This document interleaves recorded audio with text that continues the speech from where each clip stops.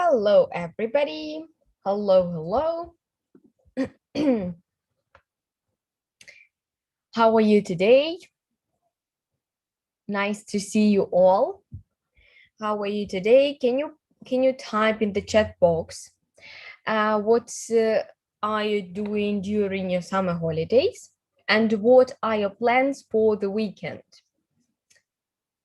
What are you doing during your summer holidays? How do you how do you enjoy your summer? And what are your plans for the weekend? As like I plan to work a little bit at the weekend. After that, I was planning to go to my hometown, but it will be on Sunday, and spend here about one day, whole day outdoors, just having a breather, just I don't know, chilling, not sunbathing. Nope, never. I don't sunbathe, and I don't know, just spending time with my relatives, with my friends. Hello, Andri. Hello. So far, so good. That's good. Almost the middle of the almost the middle of summer. Mm. So how do you what do you feel about the middle of summer? So in months and a half, you are going again to school. Okay, so good. How's your just how's your feel? What's the feeling about summer? Is it hot? Is it hot enough for you? Because last year I remember it was a bit chilly. What a pity! I don't want summer to end. Right, right. But still, yeah. Well, life is going everything. I always call it. It's just we are traveling in time, and it's just we we are traveling through the past. Oh no, from the past through the present, and we are going to the future. So that's just the tragedy and happiness of our life. We are traveling from the past through the present into the future. It's like never ending river. It's just the cycle of life. A little bit Buddhist mindset, but still. Okay, right. Thanks a lot for reacting, Andre. You are very active. It seems to some administrators told me that you won the prize the first time, the second time, and the third time, or I don't really remember. But you are the only person who wins prizes. It seems to me, right? Yeah, infinite. Right, infinite past. From the infinite past through the present into the infinite future, right? It's the complete version. Thanks a lot. Okay, good, good. Right, fine. So let's start. So today I would like to focus a little bit on the growth mindset. two different types. I would like to look at the two different types of mindsets. And we are going to talk about their, so let's pencil in the agenda, today's agenda. So we are going to discuss a little bit about mindsets. Oh my God, something happened in my sink.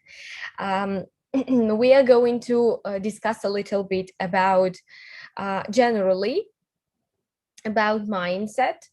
After that, we are going to look at the difference between fixed and growth mindset. We are going to look at the goddess of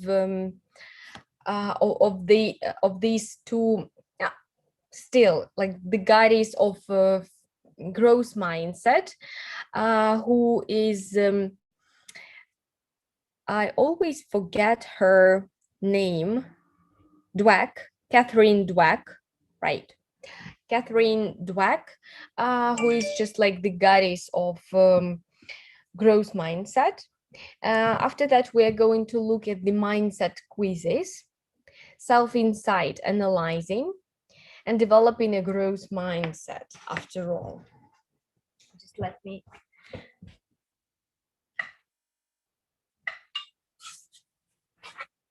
give me a second. The sun is shining, right? Okay, right. So let's discuss a little bit of these questions. So what is your biggest talent? Can you please type in the chat box what your biggest talent is?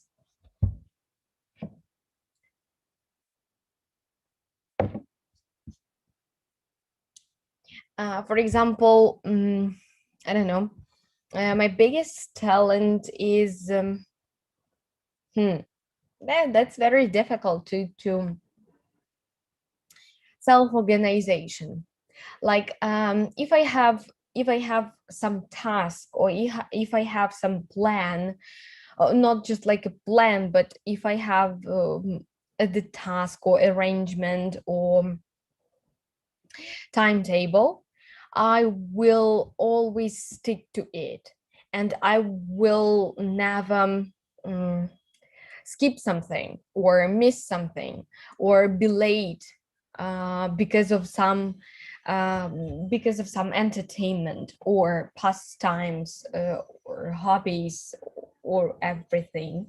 So I'm very punctual and I'm very organized, I should say, organized and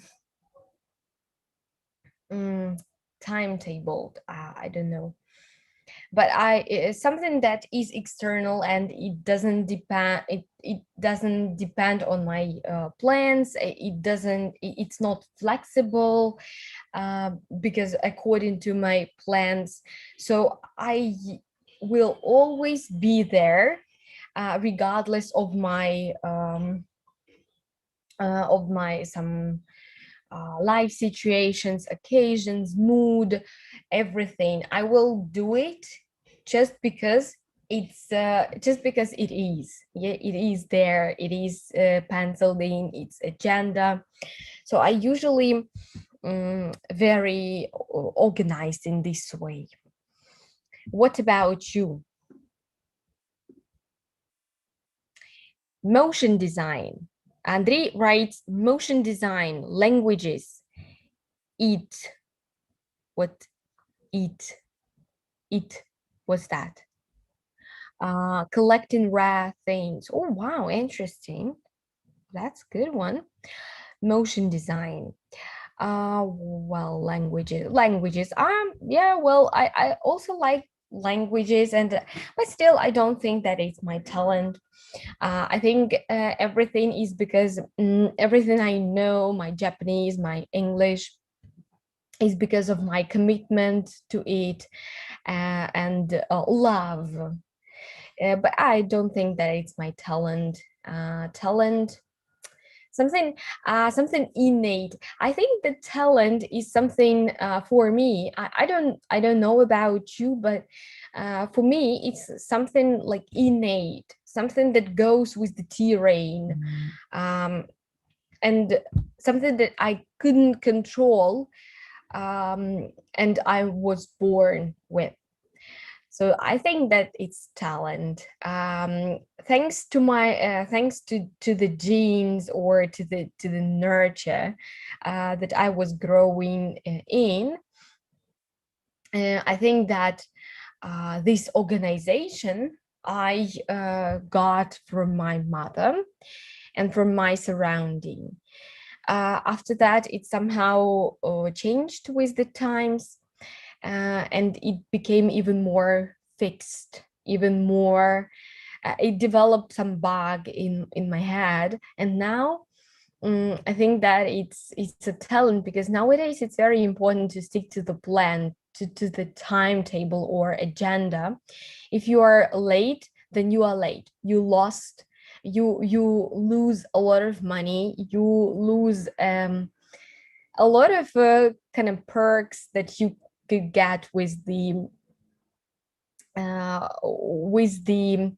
just with the ability to keep track of everything what's going on. Yeah, so I like this self-organization, which can be sometimes destructive, but still it has a lot of benefits. Consistent, right, I agree with you here. 100, I'm with you 100%. Right. So what are some spheres, things, or activities you are good at? So here, I should say that I'm good at languages. I'm good at teaching. Um, what else? I'm good at generating ideas. I should say that generating ideas, this process is a good one, and it's developed. I'm good at self-control. Sometimes I think that I really bad at it, but if I just, for me, it's just getting around something, just starting something is a very difficult process, and it's very difficult for me just to start. But if I start doing something, I'm very self-controlled, I'm very committed person and persistent. I love doing everything regularly and consistently. So still, I should say that I'm good at this kind of self-control, self-organization. Self administration, right? Or somebody, no. Oh, and maybe crypto and NFTs sphere. Oh, wow, interesting. Is it, Andre, is it interesting for you, something about the programming or anything? Because crypto is kind of cool stuff when you have some experience, maybe. I don't know about it. I don't know about it anything still, but what about self-administration? Right. Okay, that's good. Is there anything you will never be good at? Why do you think so? What about this question? Quite interesting. You will never be good at. I will never think about myself. I will never be good at spending money wisely. I won't be good at it. I think any second in my life that um, whenever I have money, I have this feeling that I have to spend them. No, not I have to spend them, but uh, I should spend something, yeah, because just that's the only purpose of money. But that's not true. Sometimes I buy things that I don't need um, in 1 week or in 2 weeks, in the 1 month. Sometimes I buy things and I don't use them. So I think that it's just the thing that I won't be good at. So sometimes I control myself by not buying anything. It's like if I want something, I live with it, I sleep with it, but I won't buy it because I understand that in 1 month I won't use it, I won't need it anymore. So this is just my problem. I can't control myself wisely. Um, how to spend money correctly. So this is my problem. Uh, I tried learning. Oh, there is a proverb. Uh, Alle Anfang it's Shaver, which means every beginning is tough. Oh, right. But it seems to me, is that a German one? Is that I have learned German, but I can only read, it seems to me. Okay, I tried learning Python, but then I thought that I'm better at Adobe software. Right, cool. Python is a good one, but Python is a very versatile program. Is a versatile language. It can be applied in anything, in a lot of stuff. Depends on what you want. Okay, in order to spend money consciously, you may need to read the book Rich and Dad and Poor Dad, or The Richest Man in Babylon. Oh, that won't help me. It seems to me. I don't like self-help books. Just I don't know why, but I don't like them. It seems to me that they don't help me. And just reading some general phrases such as you have to be rich or you should be successful, they don't work for me. So sometimes my best book and my best self-help advice is just to learn through mistakes. That's the thing I'm also good at. Okay, good. Is there any skill or activity you would really love to learn, but you think you will never be able to? Why do you think it's impossible for you? You would really love to learn, but you think you will never be able to? Well, I don't know. For me, it's just spending money because it just something that I have with in my nature, that I'm bad at it, and when the feeling is strong, the desire and the feeling to spend them, to spend money, it is stronger than this one. Just my mind, my um, consciousness, right? This one is difficult. What about you? Is there any skill that you would really love to learn, but you think you will never be able to? Why it's impossible for you?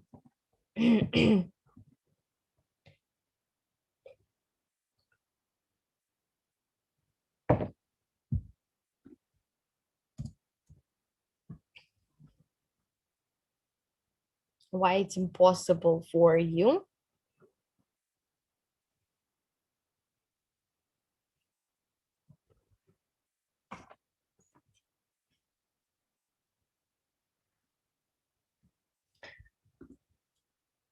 Well, I also condemn those daily affirmations because they're so corny. I'm confident, resilient, creative.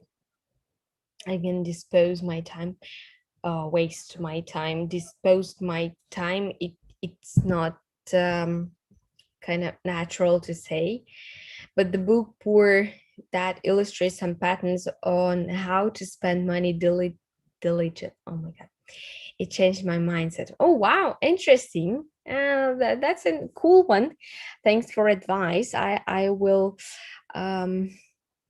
but just whenever I start these books, I just put them away, put on hold, and I don't know why it's not very interesting for me to read, and switch to something love and everything that I read usually. Oh yeah, daily affirmations. I haven't tried them. I haven't tried them.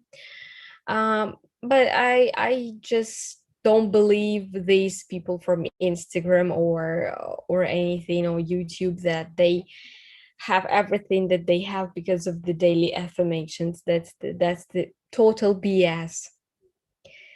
Yeah, I should agree with you here. Okay.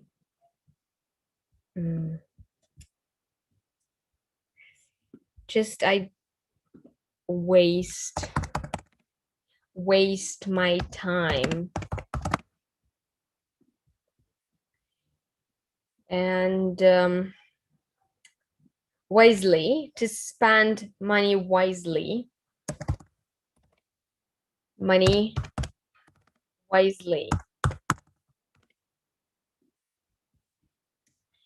Andrei, it's better sometimes to use just usual collocations like to waste my time or to waste money, um, but not dispose money, because it sounds a bit weird sometimes. And if you are going to write some test, or if you are going to have some um, conversation during the test, or anything, if you use so much cool words which don't usually collocate with the usual ones, uh, sometimes even not even the native, but most of all natives won't understand you, because it's a very big concentration of passive vocabulary in our communication. That's why switch to something conventional and traditional. It's like waste my time or waste my money, which is first of all natural, and secondly, um, it's not more widespread, I should say, but it's fixed one. It's yeah, it's better, it's fixed one. So it's very cool that you know them, but sometimes they don't collocate with each other, or which makes your language not cooler, but vice versa. So be careful with them. It's very cool that you know them and you can use them, and you can understand most of the vocabulary from the book, for example. Yeah, but sometimes it's very hard for me to digest the message. Okay, right. Let's go to the topic. Fixed mindset versus growth mindset. So there is an interesting question to you. How do you approach failures in your life? Do you get upset? Do you get motivated? Vice versa, yeah, motivated, or do you give up? So what about you? How do you approach failures in life? Failures can be painful, of course, but does it define you and prevent you from learning from your mistakes? Or does it serve as a powerful mechanism to embrace new challenges? Our mind plays a very powerful role in what we believe and how we think.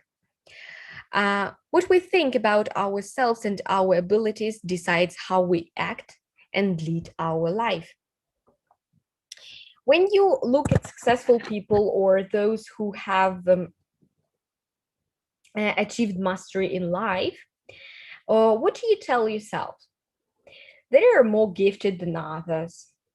They have talent. Their innate abilities made them successful. Or do you believe success comes from hard work, developing new strategies, drawing inspiration from others, getting good mentoring, guidance, investing in learning, and through constant improvement? Sometimes it's very sometimes when I speak, especially with communicate with Ukrainians and with my peers, sometimes they say about success of others that it's just luck. He just had a one night success, or he just, it was just a stroke of luck and it doesn't matter his hard work, or his hard work doesn't matter anything, or he has a lot of money or something. It's just I'm flabbergasted because of the mindset of people who has these ideas. So it's kind of very weird sometimes. What you believe is what you achieve. Conscious or unconscious, how you choose to interpret your experiences can set the boundaries on what you can accomplish. There is power in believing that you can improve and accomplish what you set out to achieve by looking at failures and setbacks as a medium for growth. It's being resilient in the face of challenging circumstances with unintended consequences. So, how do we shift ourselves from being limited by our abilities and intelligence to finding freedom in building them? How do we commit to a path of learning and growth? Before before we go to this topic, we should focus on two types of mindsets developed by Carol Dweck, researcher at Stanford University: fixed mindset and growth mindset.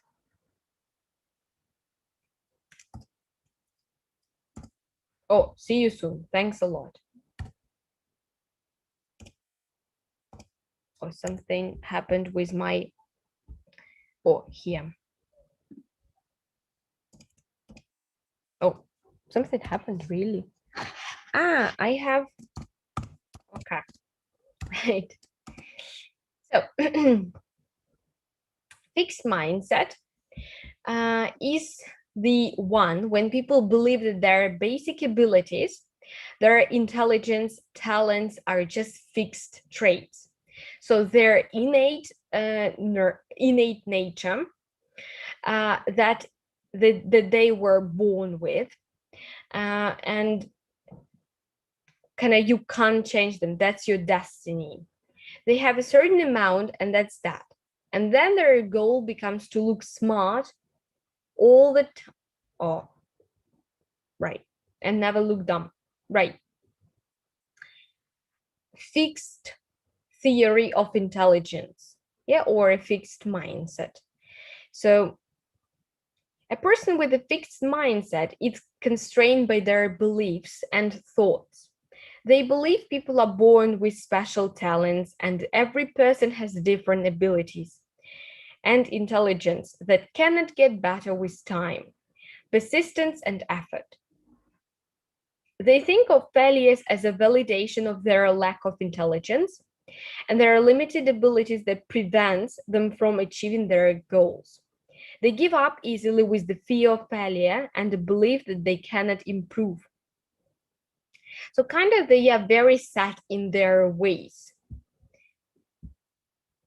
Narrow, oh, right, narrow-minded and open-minded people, right. Success doesn't necessarily mean hard work. Don't work for 12 hours, work with your head, right? It's a good one. You should.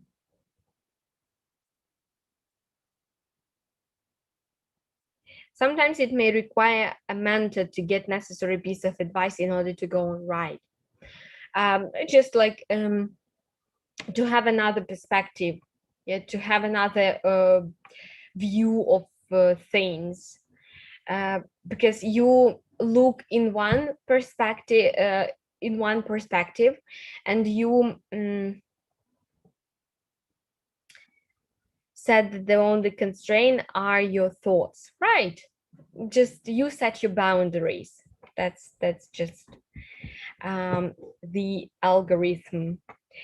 Yeah, you look in one you look one in one from one perspective. It's like a tunnel vision, yeah, a tunnel vision, and you can't evaluate the situation for looking from this perspective. That's why you need a guide, or you need guidance from somebody to, yeah, to give you advice. Okay. A person with growth mindsets. Okay, so we have a fear of failure and belief that you can't improve. That's fixed mindset. A person with a growth mindset finds freedom in their thoughts and beliefs. They understand that certain people have special talents and that intelligence varies from person to person. But it's also something that can be developed and increased with effort and hard work. They take joy in the learning process that comes from seeking new information, forming new strategies, and taking inspiration from others. They embrace difficulties and challenges as a means to develop new skills and grow. So, fixed, let's have a look at some of the key peculiarities of both mindsets. So, speaking about fixed mindset, it's first of all limiting. Talents, abilities, and intelligence is fixed. It's who we are. Run from errors and mistakes, not engaging with it with a desire to look smart. Avoiding challenges, giving up easily, feeling threatened by the success of others, ignoring negative feedback, even though it may be highly relevant and useful. So we talked about feedback last time, previously, and this is just a fixed mindset when you don't take the advice from others. Avoiding new experiences with fear of failure, looking for people who can reinforce their self-esteem, focusing on the outcome since considering results as identity, leading to just not the ability but the high possibility of cheating and deception. Here, unchangeable aptitude, right? So just a fixed way of looking on something. Okay, growth mindset is freedom. Talents and abilities and intelligence can be developed through effort and practice. Engaging deeply and process the error with a desire to correct it. Embracing challenges, preserving in the face of failures and setbacks. Finding inspiration in other success. Accepting criticism as the way to learn. Embracing novelty with a desire to master new skills. Being open-minded, right? Looking for people who challenge them to grow. Focusing on the process and learning without worrying about the outcome. and lead this lead and inspiration to collaboration and innovation. Perseverance in the face of failures, yeah, and setbacks. Perseverance, because a perseverance, it's not very good one. Okay, what I would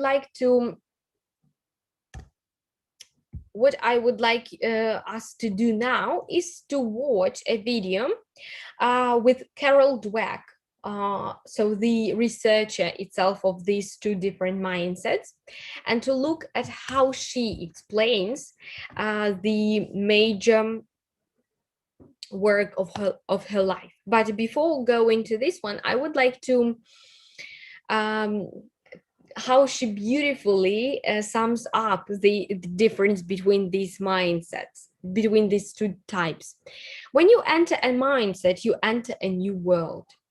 In one world, the world of fixed traits, success is about proving you are smart or talented, validating yourself. In other, the world of changing qualities. It's about stretching yourself to learn something new. Developing yourself. In one world, failure is about having a setback, getting bad grade, losing a tournament, getting fired, getting rejected. It means you are not smart or talented. In the other world, failure is about not growing, not reaching for the things you value. It means you are not fulfilling your potential. In one world, effort is a bad thing. It, like failure, means you are not smart or talented. If you were, you wouldn't need effort. In the other world, effort is what makes you smart or talented. You have a choice. Mindsets are just beliefs. They're powerful beliefs, but they're just something in your mind, and you can change your mind. So she's beautiful. Okay, you write something. Or I've just remembered about some biased people who believe in overnight success, right? For example, the majority success is a child play, but in his recent clips, he illustrated that his work is more than meets the eyes. And then he worked for several decades in order to nurture and leverage his talent. Right, right. The success is something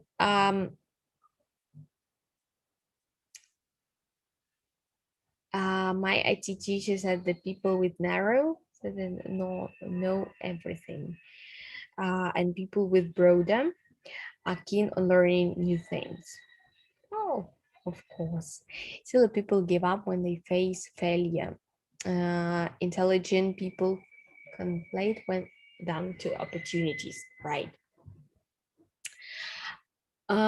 Yeah, everybody understands success differently, but it seems to me it doesn't matter. It doesn't matter. It's like with Morgenstern, right? He is successful, and people who say that it's just the child's play, they're just people. Nobody takes care of them. Nobody cares about their opinion.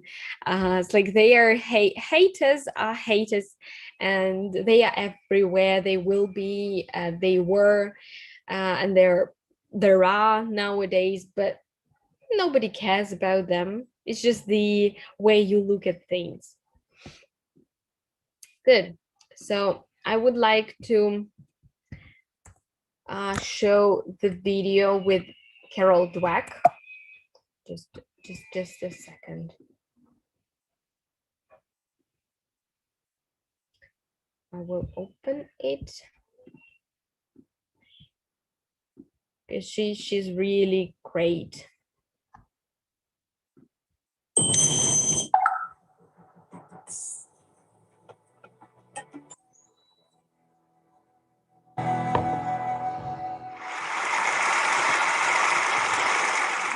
The power of yet.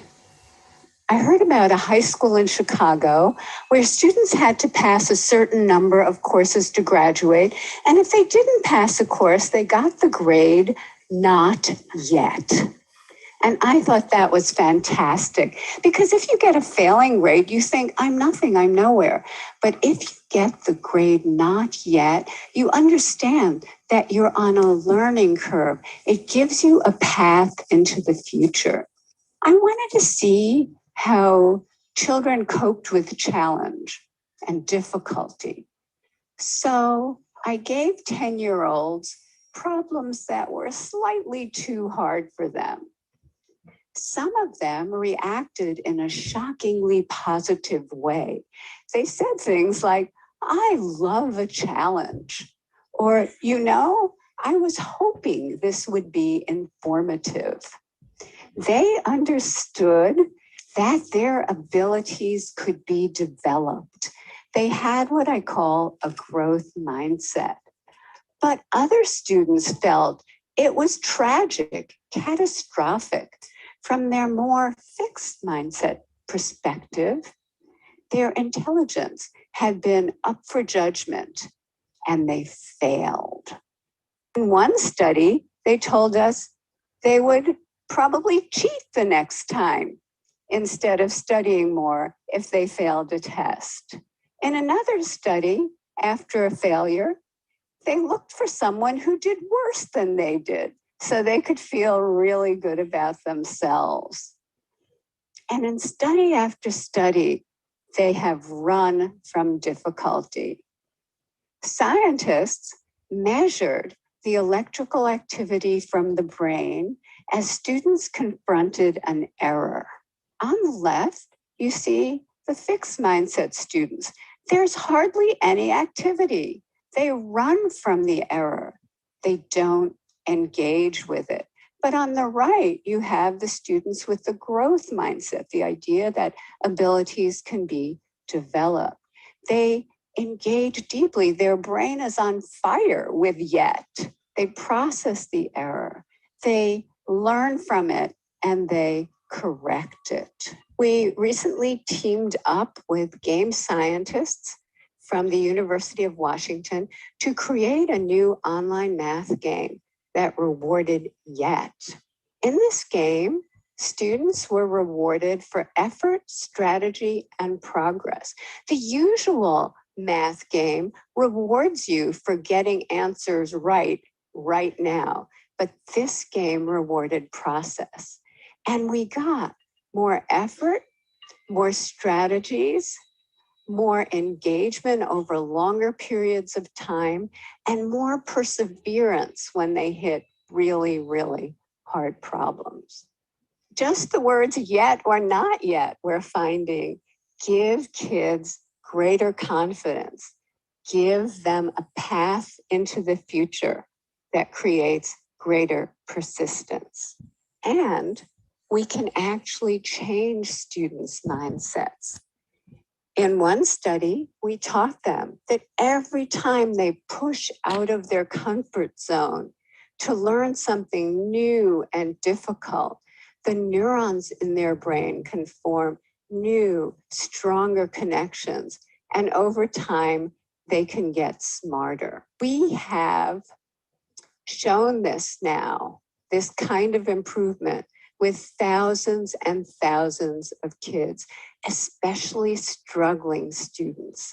Here are just a few examples.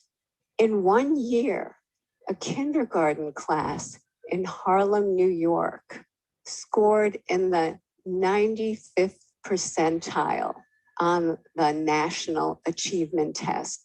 Many of those kids could not hold a pencil when they arrived at school.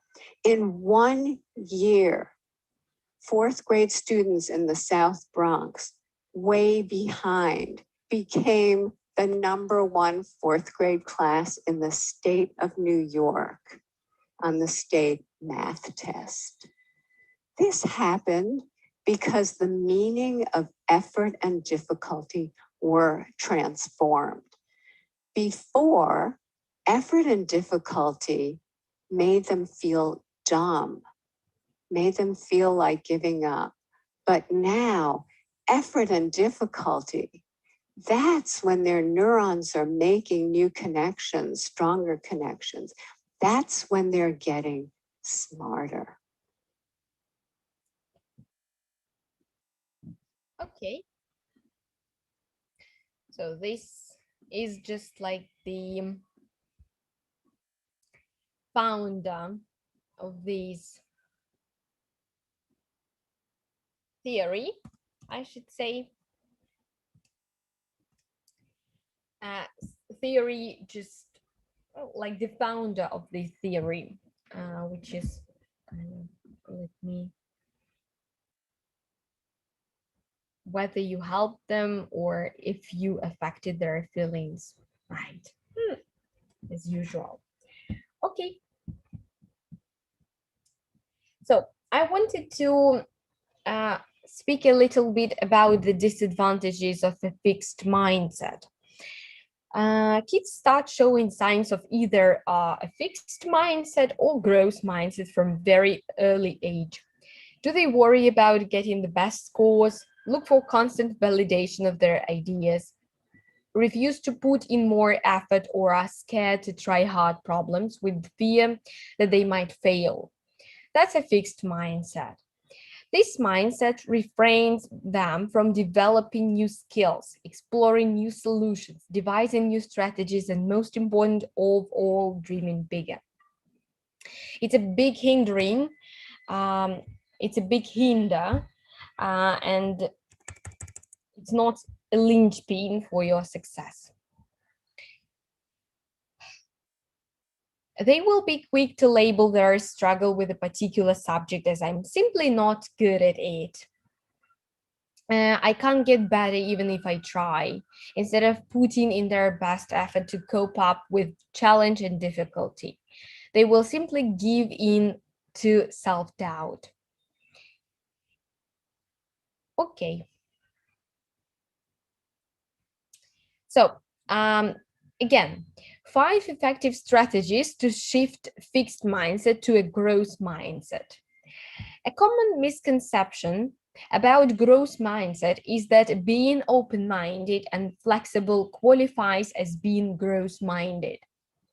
These are important qualities to have, but they themselves don't make someone growth-minded. It's also not possible to apply a growth mindset all the time. During challenging circumstances or when dealing with a feeling of insecurity, we may get defensive and adopt a fixed mindset to deal with the conflict.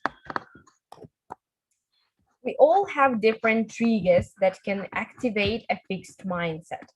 The critical thing is to recognize important situations which can set off a fixed mindset and learn to switch to a growth one.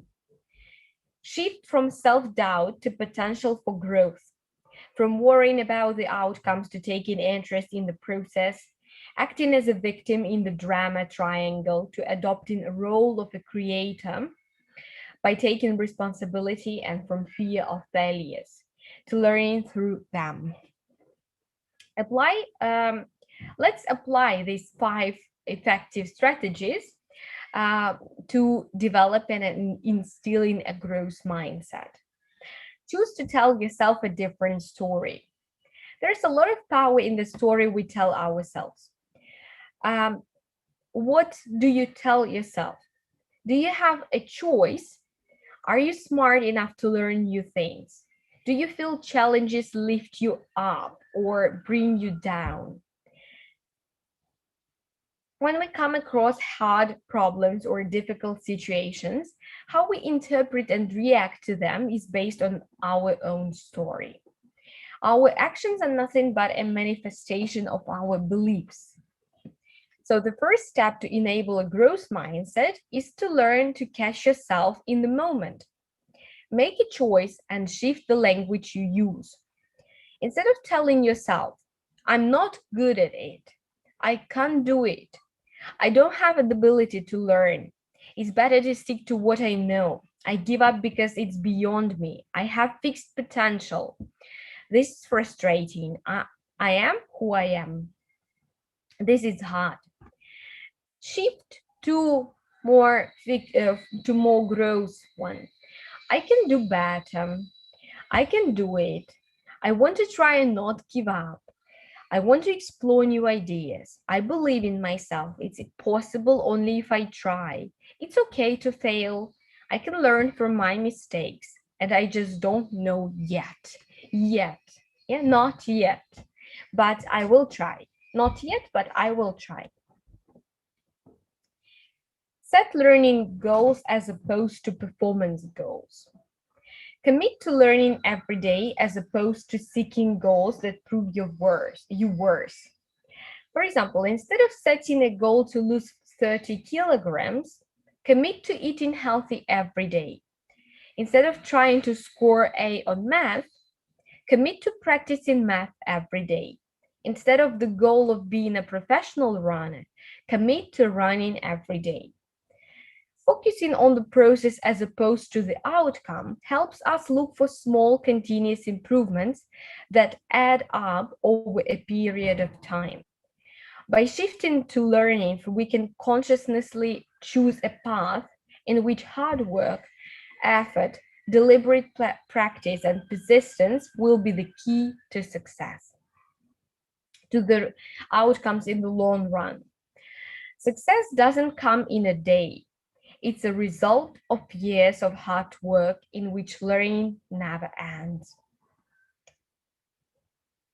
Capitalize on your failures. Failures teach us what success can't. Instead of running away from failures and giving up when faced with a setback, you can take advantage of your failures by reviewing them, identifying what didn't work, and then devising a plan to correct your mistakes. Apply multiple mental models like inversion principle and second order thinking to develop new strategies. Seek help from others to review your decisions and commit to getting better with every defeat. Once you set your mind to look at failures as means to learn and grow instead of considering them as a limitation of your abilities, you will be able to capitalize on them. Choose choose Goldilocks tasks for continuous improvement. There is a difference between seeking challenges and setting out to do what's impractical. If you try to climb a mountain without building physical strength, solve trigonometry without learning algebra and geometry, there is no way you can succeed. Goldilocks tasks are activities that are neither too easy nor too difficult, just a little over your current abilities. They provide a perfect opportunity to step outside your comfort zone without leading to anxiety. By investing in Goldilocks tasks, you can set up a path for continuous improvement by slowly building upon your current abilities.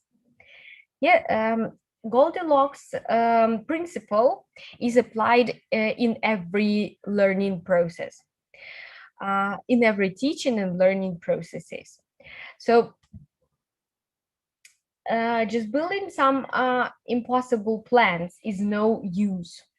And just it leads just to anxiety, leads to failure, to giving up, because you are overly demotivated. But Goldilocks principle works perfectly because your learning curve becomes steeper with the times, and that's why you develop really fast and quickly. Be consistent and flexible. You cannot shift from fixed mindset to a growth mindset in a day. Much like other things, it requires practice. Be consistent in reflecting on your past behavior by asking yourself some of these questions. How did you act last time? Did you choose a fixed or a growth mindset? What made you choose one mindset over the other? Is there a pattern in events that makes you adopt a fixed mindset? Why did you fail to recognize fixed mindset in the moment? By asking yourself these questions on a regular basis and being flexible to learn from them, you can identify your fixed mindset trigger points and develop new strategies to adopt a growth mindset. Actually, when speaking about myself, every time I self-reflect on my lessons, this is a webinar and I don't evaluate it because I don't teach anything here. But during my teaching, I always watch my recorded lessons. And I always ask myself, I always look through the notes that I wrote previously or before. I make some notes during this watching, like self-observation. And I always ask myself, how did I act last time? How did I act now? Is there some pattern or a fixed kind of behavioral pattern that I have that I would like to change? Also, I ask myself,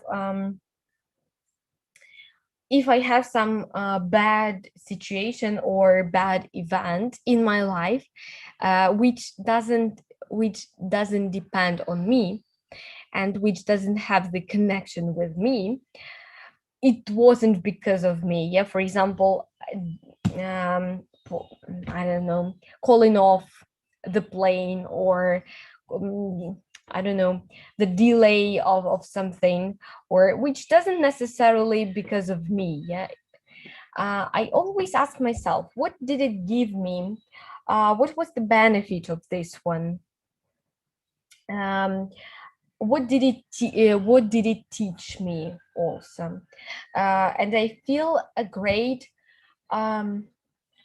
it's like I feel a great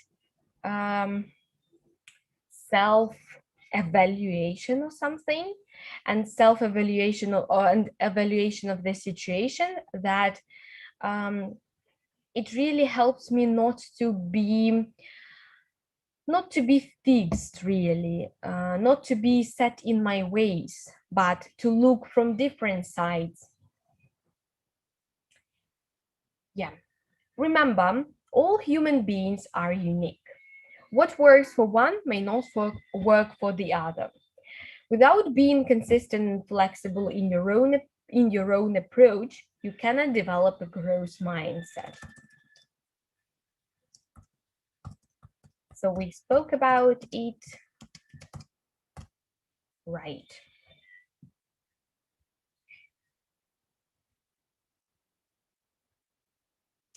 So the most important step to promote a growth mindset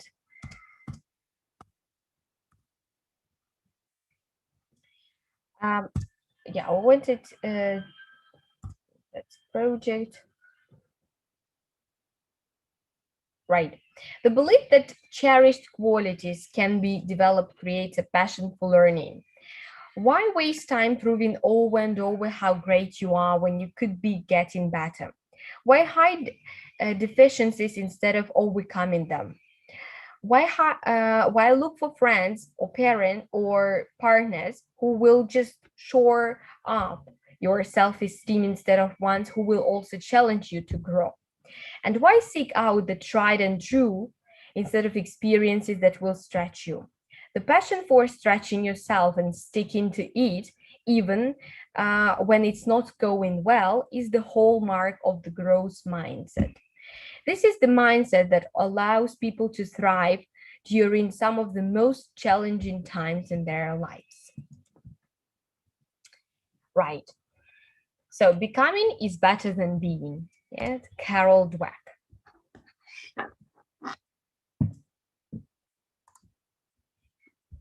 So thanks. And again, another adage, inch by inch, it's a cinch. Right. Thanks a lot.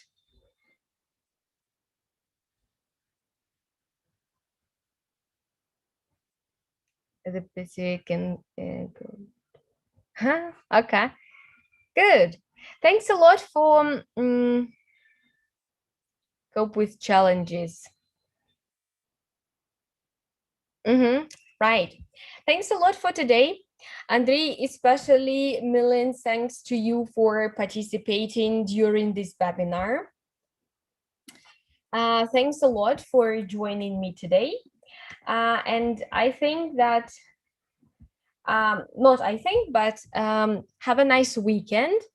Have a nice routine, productive one, and see you the next Thursday. Sorry, I thought Tuesday, but on Tuesday we don't have webinars. So see you on Thursday. Thanks a lot it was just a pleasure for me to speak with you, to communicate with you. Thanks a lot and see you on Thursday. Bye-bye.